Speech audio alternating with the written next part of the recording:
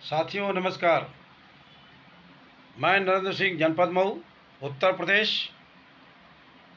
2024 का लोकतंत्र का चुनावी पर्व जोरों पे है, चरम पे है।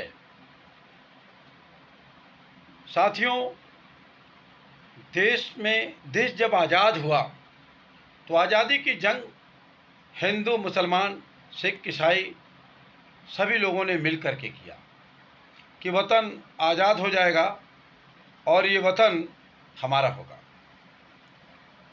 दुर्भाग्य इस बात का रहा कि जंग तो लड़ी गई मिलकर, लेकिन जंग के बाद कुछ सियासतदानों ने भारतवर्ष को हिंदू मुसलमान में विभाजित किया और वो दंश आज तक, हालांकि एक देश मुसलमान कंट्री का जाके पाकिस्तान बन गया, लेकिन जो लोग बचे वो मादरे वतन भारत में रह गए। वो उन्होंने कहा कि मैं यहीं खाक होऊंगा, लेकिन मैं पाकिस्तान जाना कबूल नहीं करूंगा। अब रही बात ये कि देश के सियासतों ने 75 सालों से देश के व्यवस्था को इस तरह से बनाया कि यहाँ हिंदू मुसलमान दो भागों में बंट गया। हमारा संविधान को बांट दिया इन लोगों ने हिंदू मुसलमानों में। अब बातें करने से बात नहीं बनती है, संविधान को बांटा। एक संविधान, एक कानून नहीं, एक संविधान, एक देश, दो संविधान।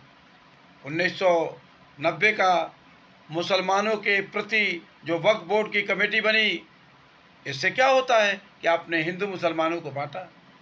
क्या ज़रूरत थी? इस तरह की बहुत सारी चीज़ों को इन राजनेताओं ने हिंदू मुसलमानों में दरार पैदा करने के लिए बांटा।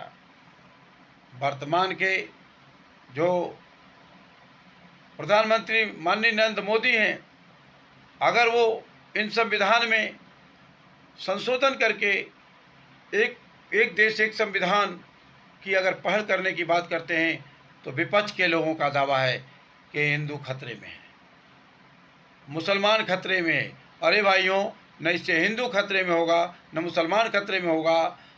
इससे खतरे में अगर कोई होगा तो वो बसपा होगी, सपा होगी, कांग्रेस होगी, तृणमूल होगी, देश की अन्य जातिगत समीकरणों को चलाने वाली पार्टियां होगी, हिंदू मुसलमान की चलाने वाली पार्टियां होगी। इससे देश खतरे में नहीं होगा, संविधान खतरे में नहीं होगा, यहाँ देश की जनता खतरे में नहीं होगी। आइए इस लोकतंत्र पर्व पे अपने सद्विचारों का आह्वान करते हुए मैं कहूँगा कि अपने राष्ट्रहित में आप माननीय नरेंद्र मोदी जी को वोटिंग करने का काम करें।